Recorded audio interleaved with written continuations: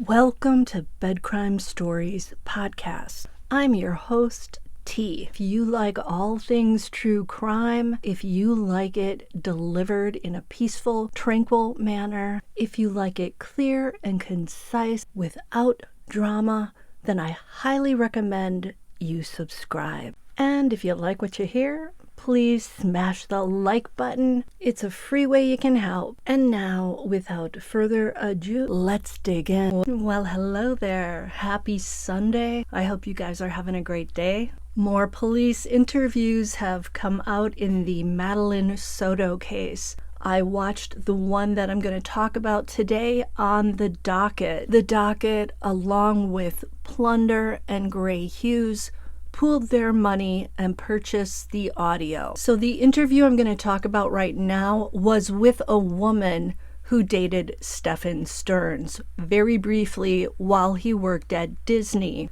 And ironically, the most revealing portrait of Stephan Sterns is coming from this woman. She seems to know more about the real Stephan Sterns than Jenn Soto's two female roommates, Natalie and Angelica, who lived in the townhouse with Jenn Soto, Stephan Sterns, and Maddie, and whose bedrooms were also up on the second floor near bedroom number 4, where Stephan spent the last night of Maddie's life with her. So this woman, who shall remain nameless because apparently she doesn't want her name used, dated Stephan while he was broken up with Jenn Soto, but he was still living in Jenn Soto's townhouse. This woman was interviewed by the police on February 29th, 3 days after Maddie was reported missing, and before her body was found. Stephan confided a lot of things to this woman about his life with Jenn Soto, life in the townhouse, and his relationship with Maddie. According to this ex-girlfriend, she and Stephan were intimate, but he would never spend the night with her at her place because he said that Maddie couldn't fall asleep unless she was cuddling with him, and he told this woman that Maddie liked his body heat. And naturally, this girlfriend found all of this very disturbing. Stephan went on to tell her that when he would come out of Jenn Soto's bathroom without his clothes on after a shower, Maddie would be in bed with Jenn,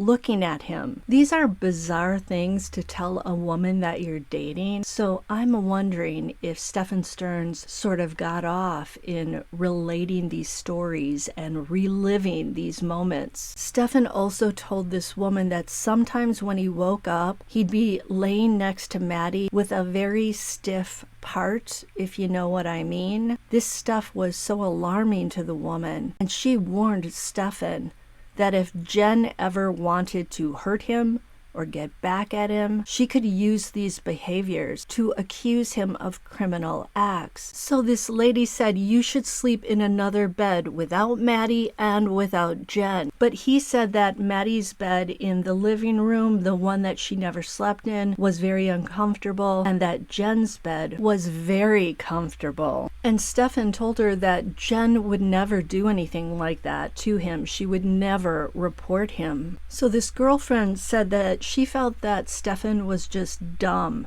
but I think what she meant was more that he was naive to think that Jenn would not call the cops on him if he did something to tick her off. Now, this lady also said that she didn't know that he was SAing Maddie. Stephan was smart enough, I guess, not to reveal that to her. One of the things Stephan and this lady did was play board games and drink together. She described Stephan as someone who was always depressed and frustrated. He was frustrated that Jenn would not allow him to discipline Maddie. She would say, "You're not her father." He also confided that he was frustrated that he could no longer get any woman he met to join him in the sack, as they say. Apparently, when he was younger, he was quite the chick magnet, and he could get anybody he wanted, or so he said. And I will admit that the photos of him when he was younger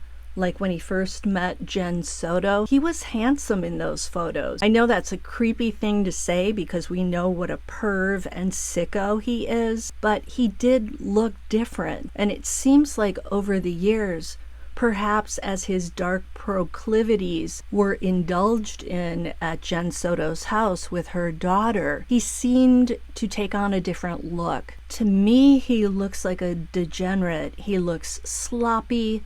He looks like he didn't take good care of himself. His clothes look messy and wrinkled, but mostly his eyes look very dark. There's no light in there.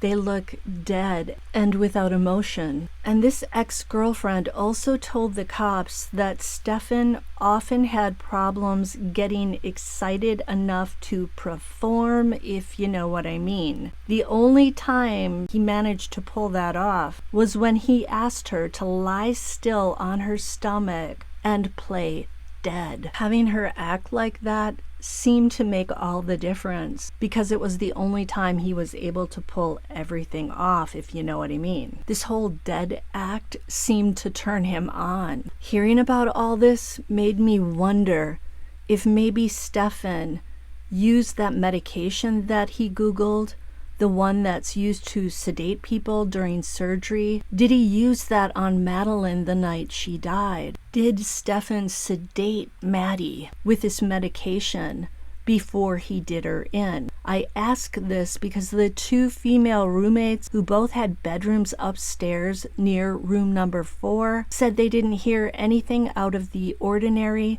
on Sunday night into Monday morning. Did Stephan get off on the thought of SAing a deceased person? And did this play a role in the crime? Did it also make it easier for him to put his hands on her neck? Was he too cowardly to look Madeline in the eyes when he did this? I mean, how else do we explain the lack of noises?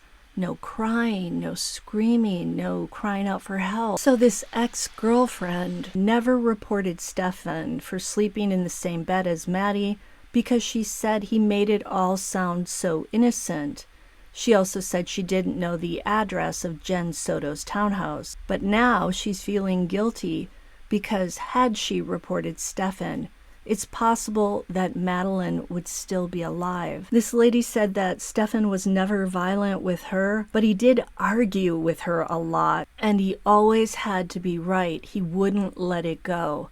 She also described him as very manipulative. After hearing the two roommates talk about Stephan as well as this ex-girlfriend, it seems like he was very good at play acting. None of these women ever suspected that he was SAing Maddie. None of them got that vibe off of Sterns, which, by the way, might support the notion that Jenn Soto really did not believe that he would take it so far as to actually follow through on SAing Maddie. But she did say that she believes he was grooming her. And I actually think that Stephan also groomed Jenn.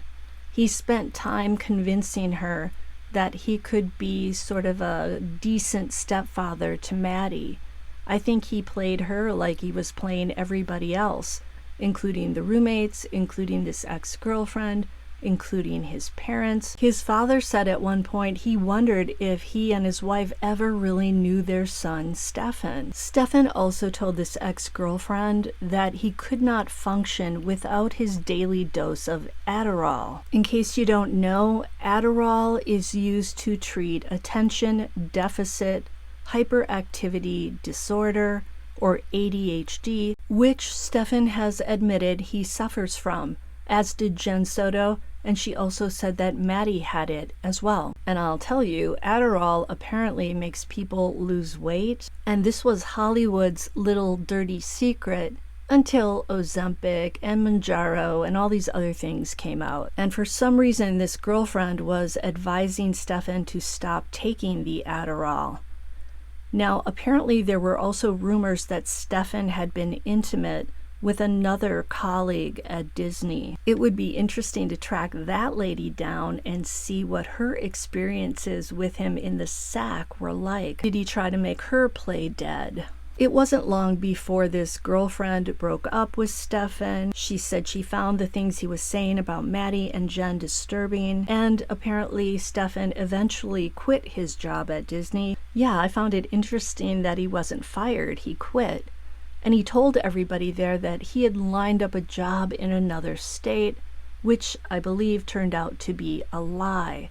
Stephan Sterns does seem to be a pathological liar. Even his parents say that. We've got a liar, we've got a very manipulative man, we've got somebody who's very good at play acting roles, knew how not to give off the creep factor somehow, and who seems to have had trouble in bed unless his partner played dead. I definitely think that this ex-girlfriend really helped create a fuller image of what Stephan Sterns was really like. If you enjoyed this, smash the like button, subscribe to the channel, and I'll see you next time on Bed Crime Stories.